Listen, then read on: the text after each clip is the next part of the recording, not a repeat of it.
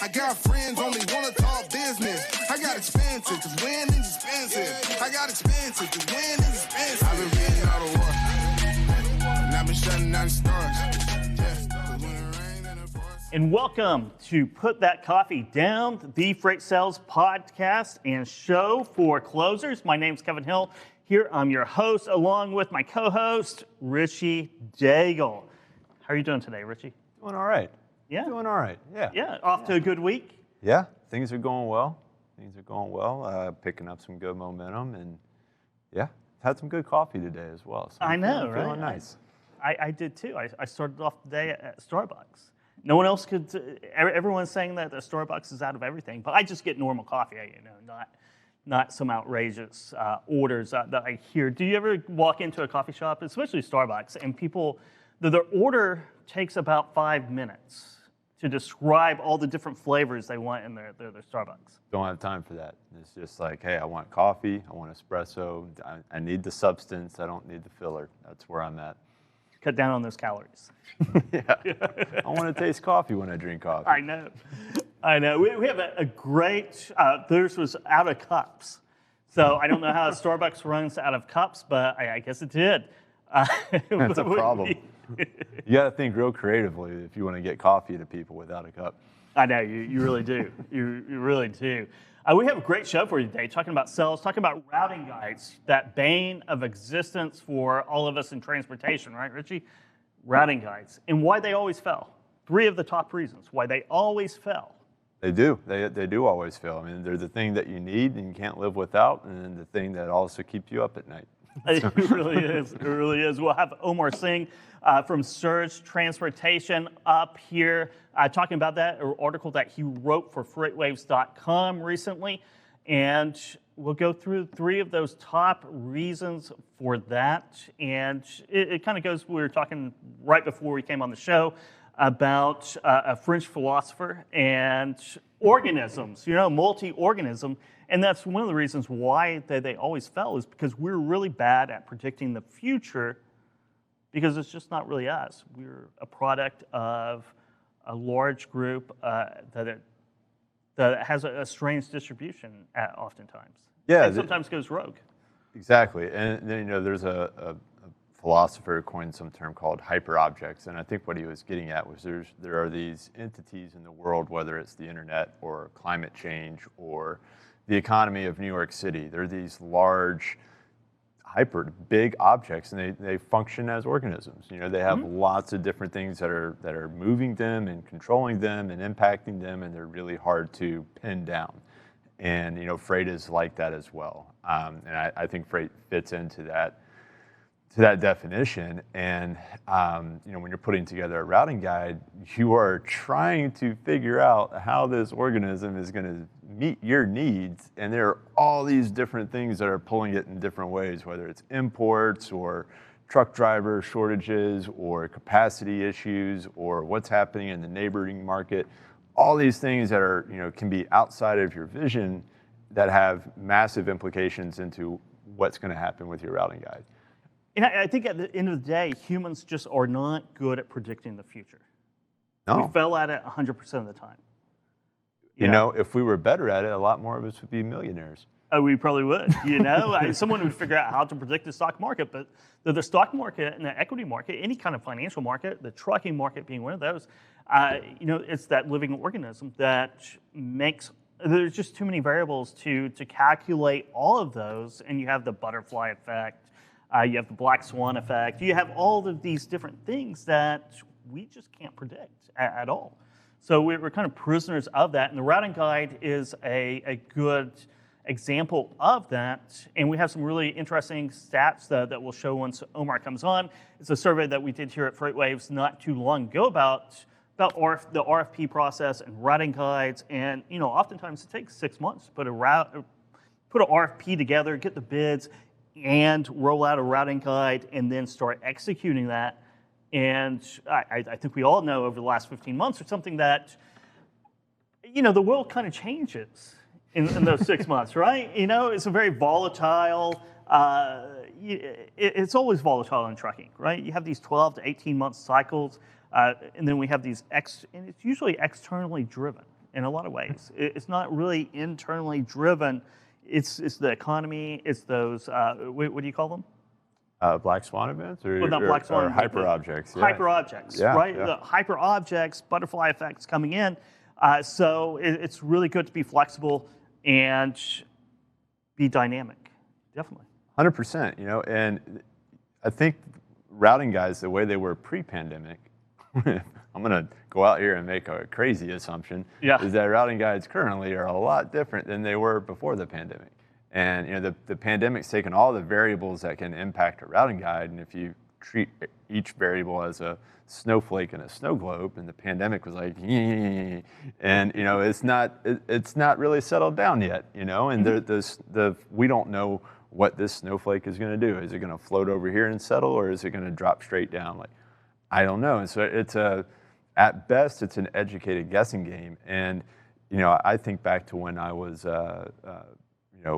several years ago working in restaurants. You have a 500 wine list, and you're expected to be this master of all of these wines, right? Like, you need to know all the answers and all the things about these things, and no, you don't. You just need to know where the answers live.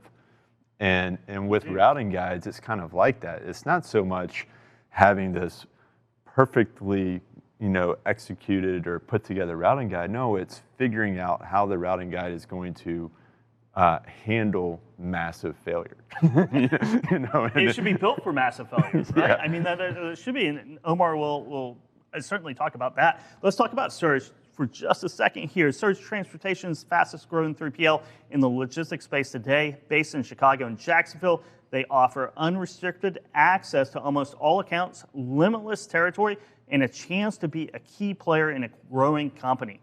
To find out more, email jobs@surgetransportation.com. Once again, that's jobs@surgetransportation.com. And you spell surge, S-U-R-G-E, just like the surge in a hyper, whatever you call it. I keep on forgetting what it is. What is it? A hyper object? Yeah, that's the term that was coined, and I think that it's just a word where we didn't really have a good English word for this big organism that we can't really get our minds around. But that's essentially what my take on the word was, and whether it's climate change or the internet or economies or trucking as a whole, I think it applies to all of these big things. Yeah. One thing that philosophy is very good at is just coining terms. It's very good. Ill-defined sometimes, but certainly. So that is something we really can't predict. We're going to talk about something you can predict. It's not a statistical law, but it works time over time over time. And you brought up a good example of it, and that is the Pareto Principle. And you're talking about being a restaurant worker, having a wine list of 500. You don't need to know all 500, do you? Because guess what sells the most? 20% of that. 20% of that is 80% of the sales. So you just need to know the top 20%. 100%. You know? Yeah. It's what was the comedy thing where it says it works 50% of the time, 100% every time, or 100% of the time. Was that Anchorman? Anchorman. It was right. Anchorman. Yeah. Yes. I just butchered that, but yeah, That's okay. It was the Panther. So right there's the Pareto Principle right there on the screen, and that is if you take almost anything. It doesn't have to be in business, but it works very well in business and sales, in just about any type of hyper object even. Earnings. When we talk about stock market earnings and the quarterly earnings, the richest 20% of the companies generate 80% of the earnings on, I believe, the S&P, probably the Russell 500, certainly. We all talk about it. The top 20% of earners, right, control 80% of the wealth, and it's even more concentrated than that. So it's not always 80%, but it's at least 80%, right? And if you look through almost anything, that top 20% is going to generate at least 80%, and then you can dissect that 20% into the Pareto Principle out of that 20%. Go, Richie. And it applies to time as well. It right? does. And I find that in a number of different sales roles that I've been in, I'll spend, these people come in and it doesn't take much time and great sales happen, right? Yes. 20% of my time, and boom, 80% of the income that's coming in. And meanwhile, I can spend all kinds of hours, a huge chunk of time bringing in not so much business, right? So how, it affects the dollars, it affects the time management, it applies to so many things. It really does. I mean, it's all about whatever you want to call time management, right? Is 20% of your effort generates 80%. So you got to figure out what that 20% is. What's that 20% that you're doing right, and what's that 80% that is just wasting your time? And that's the first part of analyzing all of these. And it is. I mean, in business, it is 20% of your customers generate 80% of your revenue. 20% of your salespeople generate 80% of the revenue. It's as simple as that. Do you get rid of the other 80%? You don't get rid of all of the 80%, but you be selective. I mean, you have different, you want to go out and get more customers like the 20%. Exactly. Right? And you might want to call the bottom 20%, because that 20% might be taking up 80% of your time and adding nothing to your bottom line. Well, those are just percentages, right? And you want the dollar figures that are represented within that 20% to grow. So to your point, if you're constantly building on the time and what is producing and culling what isn't, then those percentages are moving forward in the actual magnitude of what they represent. Exactly, right? So you're still going to have that 20-80% even after you do all that, but the magnitude is going to be larger. Exactly. Right? It's going to be more profitable. And that's something that if you're a salesperson out there, your individual book of business, especially as a freight broker, anywhere in freight tech, you really have to really evaluate that, because that drag on your earnings is capturing the most valuable, sacred resource that you have, which is time. Exactly, and this gets into something that I'd like to do a show on maybe in the future, but like a growth mindset versus a fixed mindset, and always having the mindset of not thinking that this is the end-all, be-all correct way of operating, but always questioning and always looking to enhance, and viewing failure as a learning opportunity, and saying that even though something might have failed, what we learned is still progressing us forward, right? And growing those magnitudes. And so it all fits together. And that was David Hoffeld, Science of Selling, that we had on Put That Coffee Down twice over the last few months. Please go back and watch those. I mean, he really talked about it. I think that first episode he was on, we really talked about the growth mindset versus the fixed mindset. Oh, I could talk about that subject I could too. For weeks. We'll just have David back on and we'll talk to him about it again. So examples of Pareto in sales it's the reason why you build personas of your most profitable customers and focus on prospects that match that, is because that's your top 20% that's generating 80% of your revenue. Cold calling, emailing, and messaging. It's always most effective to make most of your calls before office hours and or after. Right? Because it's not about how many calls you make. It's not about the hours. If you do 10 hours of activity a day, if you do that unproductively, you're going to get minimal results, right? You want to really focus your time, and instead of 10 hours, or instead of 8 hours, right? Maybe do just 1 hour of calling, but at the best times. You get the most results. You want to better your probabilities. It's all about probability. It all comes, that's in pitching they talk about that, right? Yeah. It's throwing strikes. You already have good probabilities because all hitters are terrible. Like the best ones are going to get out 60% of the time, and they're really good. And so if I can just chuck it over the plate, my odds are 60%. I'm getting them out. But if I can grow those odds by being strategic with what pitch I'm choosing, where I'm throwing it, how I'm delivering it, and if I can execute on that plan, then my odds are going to grow, and that's going to pay dividends down the road. It's the same way with your activities as a salesperson. You don't have to throw 100 miles an hour. You don't have to have lightning stuff and this incredible delivery. If you're just able to place your pitch at the right place, in the right location at the right time, and keep people off balance a little bit, the odds are going to play out. The odds, and you can see that in the hitting charts. Whenever they do the diagram of the last 20 or 50 plate appearances where the base hits are and stuff, is 20% of the area is 90% or more of the results, right? Everything else. So if you're a hitter, going back to the hitter, is if you don't hit it in your sweet spot, you're not. It's a waste of swing.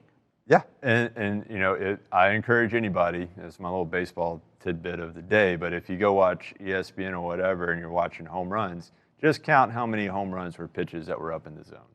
Yeah. And it's the vast majority. The ball's closer to hitters' eyes, they see it better. I mean, if there's a second rule after throwing strikes, it's throw low strikes as a pitcher. You know, keep the ball down, keep it away from their eyes, and you're going to be better off. So yeah. Yeah, you really are. My baseball takeaway is Jacob deGrom is the best pitcher in baseball. I can't argue Hands that. down. Can't argue that at all. And I'm not saying that because I'm a New York Mets fan. I'm a little bit biased, I understand, but he still is the best pitcher in the game. Okay, find the right amount of research and prep.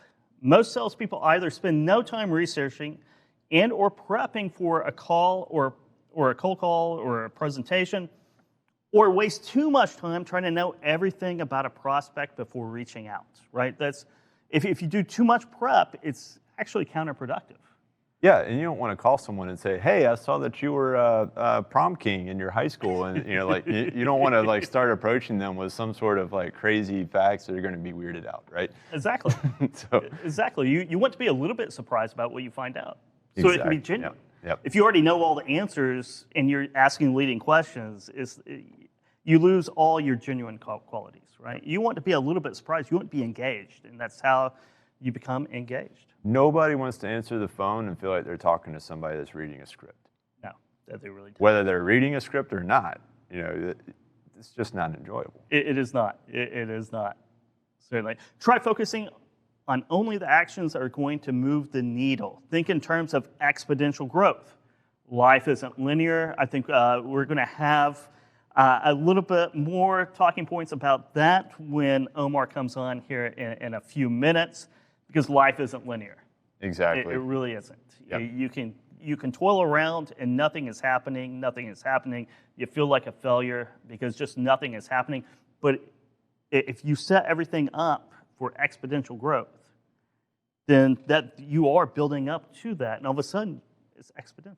That's how an exponential curve works, right? It is. Nothing, nothing, nothing, nothing, nothing, nothing, nothing, lift off. Yeah. You know? It's like hitting home runs, grand slams, instead of singles.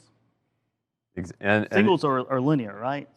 Back to, I mean, I'm full of baseball stuff today, but you go back to baseball and, you know, all the years in the minors that you're spent is like no money, no money, no money, no money, no money, and you get a phone call and it's like, money. Yeah, exactly. That is exactly right, right?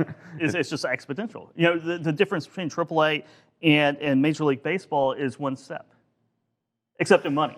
Yeah. And people watching you, and fame, and difficulty, right? But the actual game is like you're splitting hairs as far as the difference between AA, AAA, and the majors. That level of baseball is essentially the same. But yeah, it's amazing how there's some notable differences. There are definitely. And finally, examples: do the things that no one else is doing. You know, be creative. Think outside the box. Do things that eliminates your competition. And a lot of times that's getting up and making your cold calls at 7 a.m., 7:15. You know. But before office hours, right? You get rid of the gatekeepers, you get more attention from your prospects.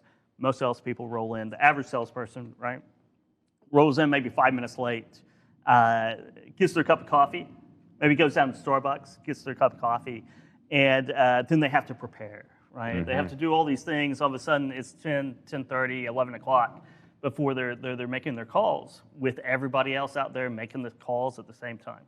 And you have a lot of competition in that window. You got to test, right? You have to test things. So if you call somebody in the morning and they don't answer, don't call them at the exact same time again the next day, right? Like, okay, we didn't get through, let's try a different time. So like, yeah, whether you're doing morning, before, and after, or if you are making calls during the day, because yeah, you got to work during your workday too, you know. But mix it up, change things, try different time slots and see what works. And what you probably shouldn't do, you know, is double call people. You right? Just got double called right before the show. I do. I get double called all the time, and it's a little bit annoying. You know, if I don't have time to answer the phone right now, calling me right after you hang up a second time is not really going to. I'd say to do anything. Before you double call somebody, put yourself in their shoes. Yeah. And say, if I was sitting with however I perceive that individual. Would I want to be double called? I know. And then Would you want to be triple called? Yeah. How would that make me feel? It might be helpful. I know, right? Like triple call, like if you do a triple call, you might not want the person to answer because they're probably not going to answer with anything in the nice way to that say. you want. I know, right? Yep. Okay, real quick, we'll do we'll talk about how to test out Pareto principles, and then we'll have Omar come on. I see over here that he is ready and raring to go. So if you're a salesperson, especially in freight, this works really well with your book of business, right? Take a look at all the shippers that you've moved loads with for over the past 3 to 6 months, right? And if you have a dozen that qualifies for 20, it works out the bigger the number, actually. Add up the number of loads and the margin or gross revenue, right? Either one works, margin or gross revenue of all of those loads by client, of course. Run the numbers. Always run the numbers. You can't measure. You can't measure what you can't measure. You can't judge what you can't measure. Whatever. There you go. Something Peter Drucker said. I can't remember. Most likely, the top 20% will account for at least 80% of that revenue, if not 90, if not 95%. So take a look. Certainly take a good look at the top 20%. Build a persona. That's where you should focus your time on growing your book of business. Take a really good look at those bottom 20%, though, and see how much margin this group contributes to your bottom line. Because it might surprise you how little it is. Really, how little it is. And then, start thinking about that bottom 20%, because oftentimes they're the most high maintenance. Because, they contribute nothing, so they always have problems themselves, right? They're usually dysfunctional companies themselves who you're taking over. They're outsourcing part of their dysfunction to you. So you're handling their dysfunction and you're not making any money off of it. And you will probably see this once you do this analysis, is that they're high maintenance, they cause you problems, they eat up your most precious resource, which is time. Time, exactly. So oftentimes, if you just jettison, if you subtract that 20% out, or maybe it's 10%, right? It's going to be something at the tail end. You probably don't lose anything. Yeah, and you can actually gain back your weekends or something. And if you can keep progressing the magnitude of those percentages, yes. Ultimately, you'd like to get to where that bottom 20% is actually somewhat profitable. I know, right? That's a nice place. It is. It is. So where you really have to think, well, do I really want to get rid of this bottom 20%?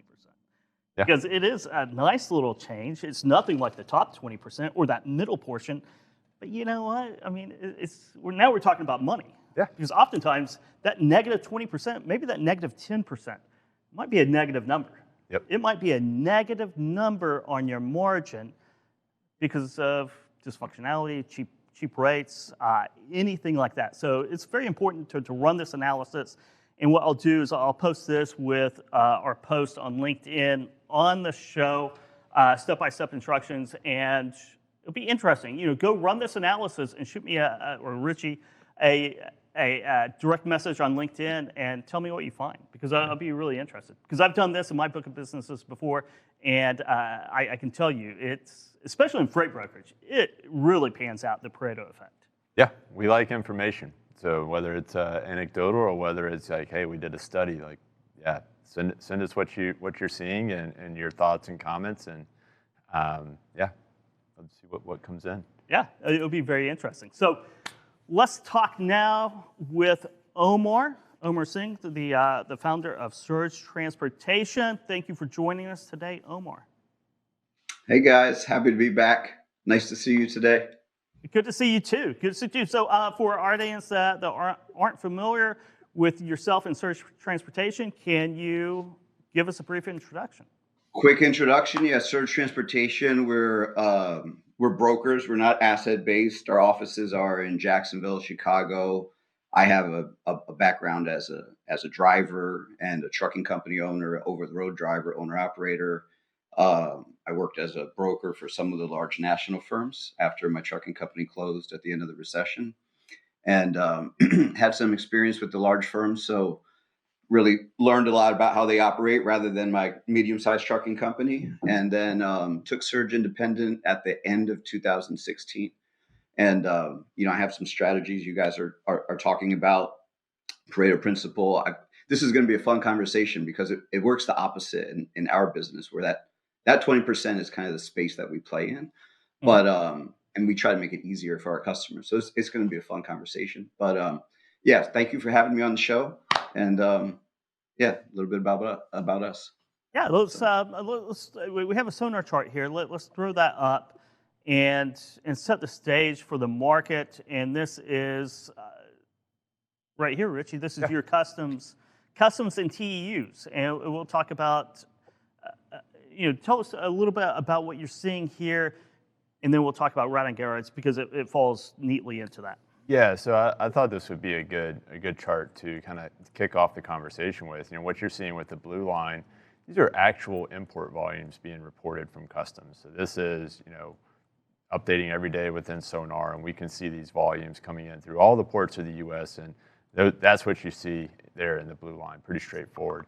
That green line, those are TEUs that are being booked to head to the U.S. They're being tendered electronically to be placed on vessels that are bound for some port in the U.S. And so we all know that it takes a little bit of time, a couple of days before a TEU is tendered electronically before it's placed on the vessel. And that vessel has quite the voyage, a few weeks, depending on where it's coming from and where it's going before it hits port.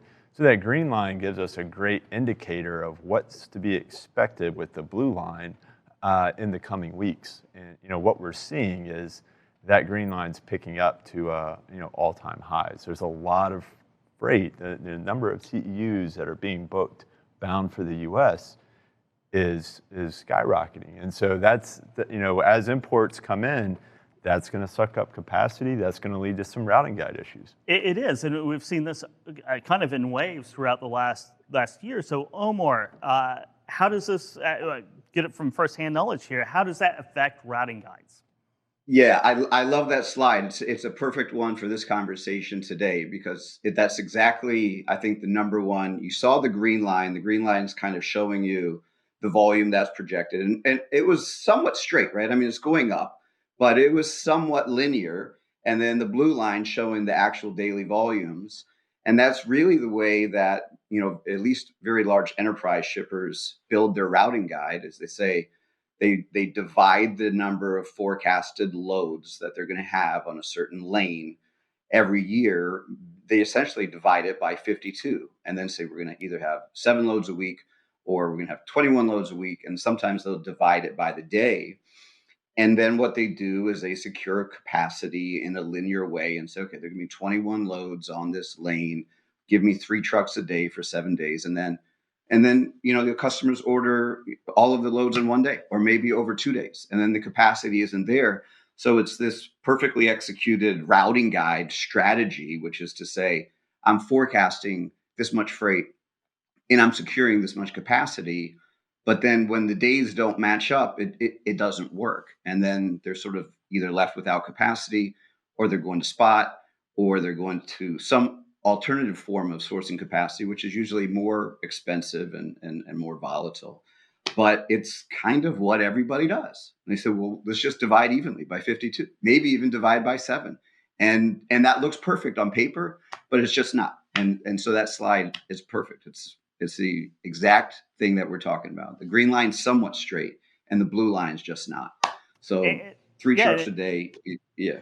Oh, no, sorry. And it goes to the article that you wrote for FreightWaves.com, and that's the number one of the 3 top reasons or 3 common reasons why routing guides always fail. And it's a perfect thing that, perfect description of what we were talking about earlier on, life isn't linear. Yeah, it's exactly the same. It's exactly the same way. And so just like the container volumes aren't linear, truckload volumes aren't linear, life isn't linear, lots of curveballs, right? But it's just what everybody does in this industry. And we really just talk about it with all of our customers. and try to say, come on, we have to recognize that even though this is a perfect strategy to forecast and balance the awards and capacity with the forecast, it's not going to go right. And we're seeing it really bad in this market, right? And so what I said in the article last week was that the first time I started speaking on this, tender rejection rates were at somewhere between 5 and 10% on these large accounts. And now, right, we're hovering in the mid 20s, we're peaking in the 40s. Like, this is a significant part of their annual volume, right? Where, I mean, just the capacity is not there, even on a linear sort of tendering, right? If their end customers are smoothing the orders and they try to get it as close to 3 a day as possible, but the capacity is just not there right now. So, a lot of people, will understand the correlation of, you see tender rejections go up and, the waterfall effect, and you have more loads falling through the routing guide and into the spot market, and that, as a result, spot rates go up, and people are paying hefty premiums to move that freight. But I think that there's a lot of time, and you tell me if I'm right here, or tell me your thoughts. I'm curious to hear your perspective, but how much time is being spent trying to get freight moved when capacity becomes an issue? Like, it seems like it's hitting companies not only on the dollars and cents, but also on just man hours to get freight moved. Well, yeah, it's Pareto all over again, right? You're spending essentially 90% of your time maybe to get the last 10% of your freight moved, or 80% of your time to get 20 of it moved. It's hard when it's not out there, and the system's just not working. I think one of the things that I've seen over the years that people are doing less of now that maybe would be helpful, is larger shippers, I used to see more of it where they would allocate their awards, say they're going, 3 deep on the routing guide or 4 deep on the routing guide by a percentage of the volume. So your carrier base was always sort of engaged, right? Where maybe you go 25% of the volume to these 4 carriers. So they're always there, and they're always running the lane. And I guess as a strategy to cut costs, what people are doing more of now is they're giving the first right of refusal to the cheapest, right? So then whoever was second or third in line, they might not see freight on that lane for weeks or months, or, I mean, in this market, they're seeing it, right? But they're not strategically sort of engaged on that lane throughout the year, every week, because they're not getting the 20% allocation or the 25% or whatever, it's a 50% allocation. So they know the freight's going to be there. And then to just get the tender only when, the primary can't take it, if they're taking 90%, it doesn't work. And so the capacity essentially, it goes elsewhere. So it's almost now to where if the primary can't take it, and you're not giving the allocation to the secondary and to the third, their trucks aren't there. They're certainly not waiting around for the loads. So I think that's something that contributes to the situation that we all see right now with the rejection rates being up, because now that secondary is getting, they're getting the tender offer, but it's like, I don't have the truck. I haven't seen this freight in weeks or months. I'm not waiting around for it. Yeah, I mean, that's definitely one of the problems, right? Because if you're not seeing the freight that on those lanes, it's all about asset utilization, right? If you're a carrier. And if you're a freight broker, it's all about time allocation. And you're not going to focus on developing those relationships if you're a freight broker in those lanes, if you're not seeing freight from there, because you're seeing freight in other lanes, and that's where your time is certainly spent. And it kind of goes into your second reason why routing guides usually fall, and that's service providers are expected to accept about 95% of the tenders offered to them. But when capacity is tight like this, it's a guessing game of where that capacity is needed.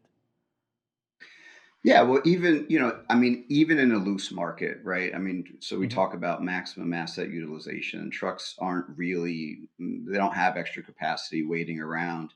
And so, even in a loose market with a lot of the large shippers, we're talking 100,000 to 500,000 loads a year, 5% is still a big number. And I think that a lot of times they don't strategically either go deep enough on their contingency strategy or deep enough on the routing guide, but to say, like, this is a problem. You talk to most medium-sized shippers who say, if they know they're going to have 5,000 loads or 10,000 or 20,000 that they don't have capacity for, it's a big problem. And I think that I always say the spot market is it's the absence of a strategy. It's not an actual strategy to account for the fact that, say, in a loose market, somewhere between 5 and 20,000 times you're going to need extra capacity. Let's just send it to spot. That I think that's an absence of a strategy. But I mean, it's something that works, and then it's something that we see takes a lot of time, costs a lot of money. You experience a lot of volatility. So that's not really a strategy. It's what people do, but it doesn't work. And now with the tender compliance being so low, or the rejection rates being so high, shippers are just scrambling to. I'm seeing more opportunities. I think a lot of brokers are seeing more opportunities. Anyone who says I can kind of get you a truck they're getting a shot, right? Whereas in a loose market, maybe they don't get a shot. Just because you get a shot, it doesn't mean you necessarily have the capacity or the rates work, right? There's still a lot more to it than getting a shot. But yeah, I argue for, I speak and write on these things where I just argue that other strategies should be in place rather than just relying on spot. So in a loose market, if it's 5% tender rejection, okay, what are you going to do with that 5%, right? In a tight market like this, if it's 20 to 40, who knows where it's going to go, in the next year. I think real systems need to be designed around how to secure capacity rather than just saying, let's auction it off, see what happens. Maybe we get lucky, maybe we get good service, maybe we get a truck. So it's a scramble right now for everybody, for sure. But it seems like, if I'm hearing you correctly and reading the article correctly here, companies may have a difficult time figuring out where that 5% is going to be, which lanes and at what time and over what time. Like, that could be part of the problem with developing a strategy is like, okay, how do we even identify what to address or which lanes? What can companies do to address that? And what kind of strategies can they put together, not only to identify those lanes that are high risk, but what kind of strategies can they put in place to make sure that they're covered if disruption happens? Well, I mean, I always argue, our business model really in some form or another, and we do different pricing strategies and different capacity strategies with our customers, but I always argue for some form of contingency design with your most strategic players, so that, and again, however the model makes sense for an individual shipper supply chain in terms of cost and capacity and relationships. I think, kind of like you guys said, I think the strategic partnership has to be alive and well, right? For you to give somebody loads on a short lead time tender or whatever, expect them to be there if it's 7:00 at night or 7:00 in the morning. There has to be enough, essentially, life into these partnerships that they work and the team is in place, and probably a somewhat sizable team that maybe is devoted to the account. But so we typically will argue for some form of a backup strategy where we're even lower than number 2 or 3 on the routing guide, and we expect short lead time, we expect problems, we expect maybe holidays or weather or some form of it being more difficult to move the load. And so it's not priced as a primary, right? It has to be ballpark. It has to be reasonable. It has to be collaborative, where we all sit down and say, what are the expectations and what are expectations for lead time? Is it 24 hours to ship? Is it 3 p.m. the day before, which is what we do a lot of the time? Is it 48 hours?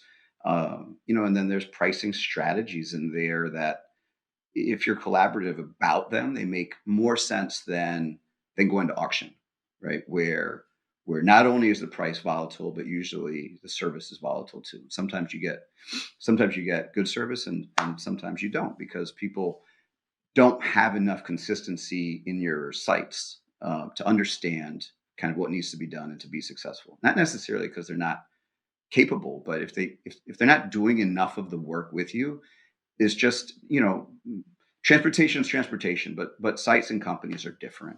And if they're, we even experience, and we always say this, something's going to go wrong on the first load, right? It always does, because you're just learning the people, you're learning the sites, you're learning the communication, you're learning the timing, and if you don't have that consistency, it's very difficult, I think, to be successful. So no truer words said. Everything goes wrong on that first load. yeah, I've been through so many of those that all I can do is laugh, because if I didn't laugh, I'd just sit here and cry. So, yeah. so Omar, I have two or three charts here that we did a recent survey with Trimble, freight tech company, about routing guides and RFPs. Here's a report. If we go to the first, there's three questions here. It kind of sets up the issues that we've been talking about with routing guides, and right here we ask shippers, what length of contract do you prefer with your truckload carriers or freight brokerage partners? Half or 12 months. If you take in 6 to 12 months or longer, that's 80%. And predictive powers, 12 months down the line, I think after the last 12 months, we can all say are pretty bad. So there's the first one. The second one here is interesting as well, because it's how many transportation providers, which means carriers and freight brokers and anyone else that bids on there, do you normally invite into your RFPs? And again, it's about a third. If you take it up to under 25 partners, that's about half of all shippers. So it's pretty selective who they invite, which is another issue, because you're talking about capacity, you're talking about lane networks and matching things. If we go to the final slide here, the most important factors to consider other than price, right? And capacity commitments for your transportation, which kind of runs into the third reason why routing guides fell. And then volume commitments for your load volumes, maximizing truck utilization. So those are the most common themes, rated 1 through 5, 5 being the most important to shippers. So if we take in, kind of absorb this data on this survey, what do you make of that? I mean, what would be your initial thoughts for it?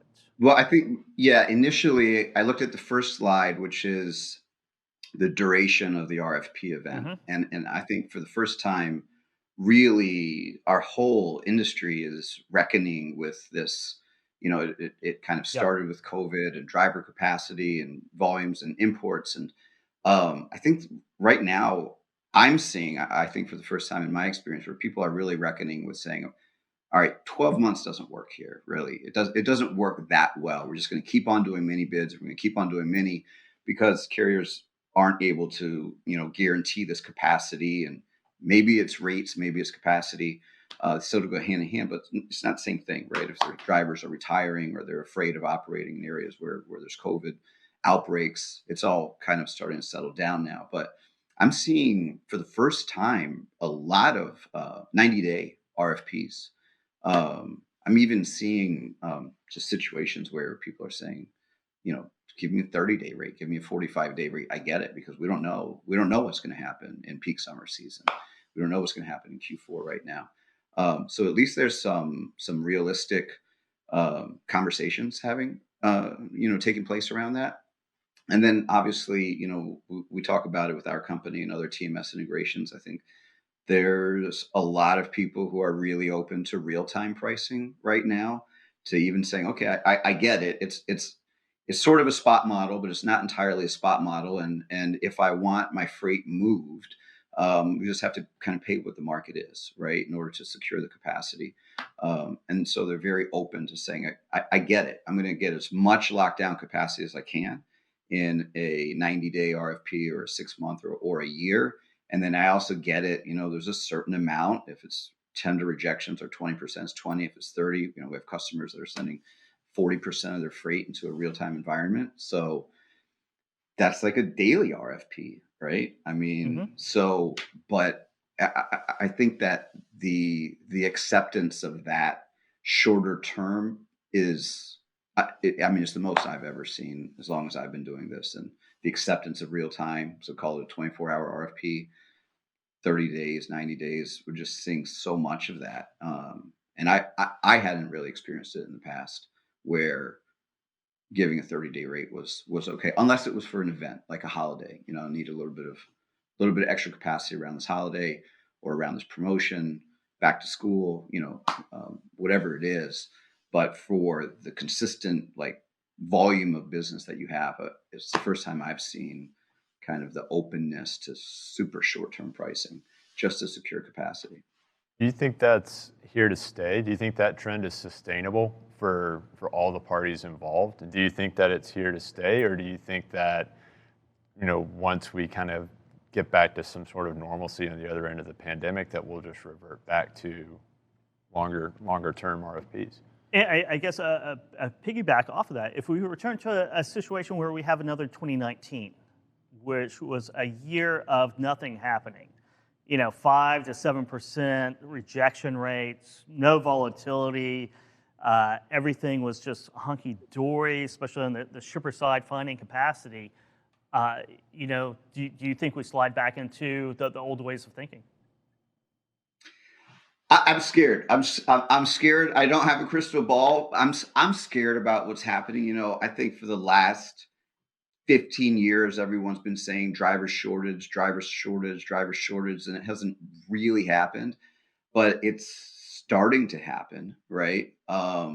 They talk about autonomous trucks, but it's kind of like, planes can fly themselves. We have drones, but we don't really have pilotless airplanes. I think you guys were talking about that before. So I don't think that the autonomous trucks are really going to change the capacity issues of drivers, the demographic of their age. Some of that was accelerated by COVID, but I don't think that post-pandemic, call it whatever that is, July or October, we hit a 70% vaccination rate. I don't think that it's changing soon. I could be wrong about that, but certainly right now, I think the mindset's going to change. I think the mindset from what we're seeing with our customers and what we're hearing with TMS integrations, I think people are open to real time. They're open to saying, I'm talking to lots of customers about using a reliable benchmark, market-based tool to say, okay, why don't we just operate within, some proximity of this benchmark on the loads. And as the benchmark goes up, the rates go up. As it goes down, they go down. It's just kind of the same thing as real-time pricing. But I'm seeing just a lot of openness to that idea of somehow saying, I just need the trucks and I get it. I'll pay what I have to pay. But let's somehow also have some guardrails there. And maybe guardrails is a benchmarking tool that you and your customers both find to be accurate and reliable. And will they go back to the old way of thinking when things change? I don't know. I think some of these changes are permanent, but yeah, I think the temptation is always to offer all of the loads to the cheapest provider and save the most amount of money. Probably easy to slide back into that. But I don't know that it's going to be so easy for 2019 to come back. I could be wrong. I don't know what you guys think, but I don't know if it goes back to that. I think it's an open book right now. It really is. So there's just too many things going on to predict a 2019 or predict too far into the future, into the trucking hyper object. Yeah. The trucking hyper. That's what I'm going to start calling it from now on. The trucking hyper object. Certainly. So I don't know. I would like to ask you this, because you talked to a lot of shippers about the RFP process, which is the first step that kind of creates that routing guide and the problems that we all know that are with RFPs. I mean, it's everyone has a problem with the RFP process, and certainly the length of time it takes. is just way too long. Do you think that there's real strides into at least changing that process to where it's a bit more flexible than it is now? I mean, I think probably I'll keep coming back to this, but I don't know that they're changing that process from what I see, but I think we're seeing more of these real-time APIs, right? Where they're saying that process is going to cover 60% of my freight, or that process is going to cover 80% of my freight. And now I need to really find another way of managing those rejections. I don't think they're changing that process much. The last thing that that I wrote about on this one was the expectation that shippers write into the contracts with their carriers or brokers that they have to be able to provide 10 or 20% more capacity during their peak season. And it's not possible, right? The carriers don't have the capacity. They wouldn't be profitable if they had 20% idle capacity waiting around for somebody's peak season. So they agree to it. And then the shippers feel like they have a perfectly executed routing guide because they say, okay, we get it. There's going to be some ups and downs, volatility, but it's okay because they're going to give us 20% more trucks because they said they would. I think that, there's kind of a very established guard in supply chain of people and the way that the things are done. I don't know if the RFP process really changes, but I think that the realization that it's only going to get you so far maybe is the bigger change that I'm seeing. I'm not seeing, I don't have a single customer that's changed their process. They're just saying, okay, well, how do we lock down the other 30% that we need? If that makes any sense. I have a question, and obviously I'm coming from a biased perspective here, but prior to Sonar, a lot of your data and benchmarking platforms and so forth were lagging by a long period of time, 3-6 months or longer, and that makes sense if you're looking at a 12-month contract to just look backwards, a similar amount of time, even if it's lagging, and just kind of use that as a benchmark. But with what you're saying about these 30-day, 90-day, day of where real-time information is crucial in order to be able to understand where the market's at and react accordingly, are you starting to see some benefits of real-time data like what's found in Sonar when both parties have that to be able to understand where the market's at and be able to be more efficient with some of these quick RFP cycles? Well, so I use Sonar. I think it's the most valuable to me in terms of the real-time pricing tool that we have. So it's telling us what's happening next week, not what happened last month or 3 months ago or 6 months ago, which at this point it just doesn't even apply, right? I mean, we talk about tender rejection rates and truckload rates, how much they've gone up in the last 12 months. I mean, to month over month is essentially that data just doesn't apply if you're using one of the tools that looks backwards too far. I think some of the tools are trying to look backwards a little bit less, right? Not 30 days and 90 days and 12 months anymore, but even a shorter period of time. But for me, Sonar has been, to be able to look forward is, and then you guys recognize as rejection rates go up, then spot rates go up. So we need to, that's been the most valuable for me. In terms of all of the tools. And I know the shippers community is really open to Sonar. And every time I get on LinkedIn, it looks like somebody's sharing a different chart. So I know the whole community is really open to it. And you're right. I think it's in terms of the impact it's had on the industry, everybody's paying attention to it. I mean, everybody's paying attention to real time. Thank you once more, Omar, for joining us today. It's always a pleasure having you on, and I look forward to you coming on back as we get into June for another talk about, I would imagine, yet another article that you'll write for us. Figure out what to write. Yeah. Well, don't worry, we'll do a show around it. Certainly, we'll but thank you again. I guess if you can tell the audience where to define surge transportation and kind of our website would point you to the right thing. We have a careers page for our website. If it's jobs, if it's shippers, obviously info. We have Realtime. We're doing a lot with TMS integrations and adding information about that on the website. Blue Yonder, Blue Jay, Mercury Gate, Oracle. We're doing Realtime with all of those TMSs. But the website would direct you, or just info at Surge Transportation, and it'll probably hit my inbox. So. But thank you guys also for having me again. Always a pleasure for me as well. So look forward to speaking again. And until then. Until then, thank you very much. Thanks, Omar. Very good. Well, that was a good start to a busy week for us.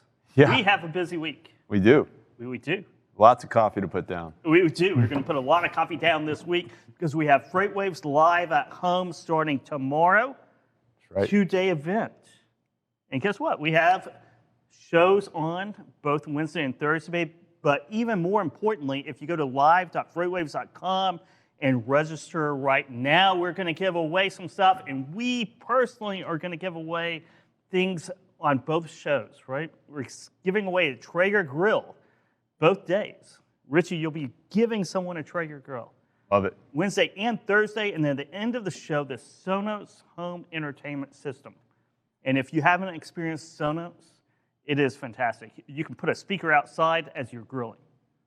I mean, I did that yesterday. I grilled with the speaker going. It was fantastic. I want to share that experience. I know, right? You should want to share that experience. So Wednesday, May 19th, which is tomorrow, we'll have Robin Jacks about selling on visibility with Project 44. Used to be Ocean Insights before the acquisition. Then Justin Bally, co-founder and chief strategy officer of Rose Rocket. And then Thursday, we have from Salesforce, Scott Bargan. And then from Zoom Transportation, he's a big reader himself, Mustafa Azizi. Andrew Cox and I interviewed him a couple months ago, and he kept on handing up his prop of books. So you might have to bring up a couple philosophy books with you on Thursday so you guys can compare notes. I only know enough to know that I don't know enough. I think, therefore, I am. Something like that. But it's going to be a great conference. Shelley Simpson will be keynoting. That'll start off 9 a.m. tomorrow. She's, of course, with J.B. Hunt. And then we have some great other speakers here. We have Mark Yeager from Redwood. We have Derek Leathers from Werner. Paul Smith from Swift Transportation. We're going to talk autonomous vehicles with Waymo. And that'll be our very own Alan Adler, the godfather of trucking, of OEMs. Knows everything about that. And then Russ Falcon he's the CTO of Global Trans. He's going to have a really great conversation with our very own Nate Tobick on cybersecurity, which is it's been huge for the last 12 to 15 months from where I sit and where I'm concerned, because we've covered a lot of cyber attacks. We've heard about a lot of cyber attacks that we really couldn't confirm. Colonial Pipeline just went, they reportedly paid $5 million to a ransomware attack, and it's more prevalent than you think.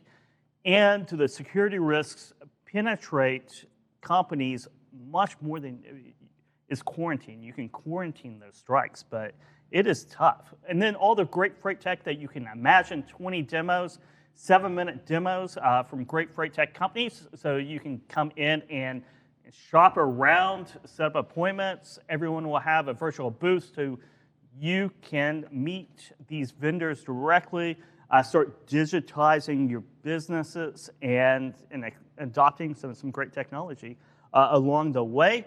And then, of course, What the Truck will be live at your doorstep will be live. It is 9 to 5, 2 full days of freight logistics.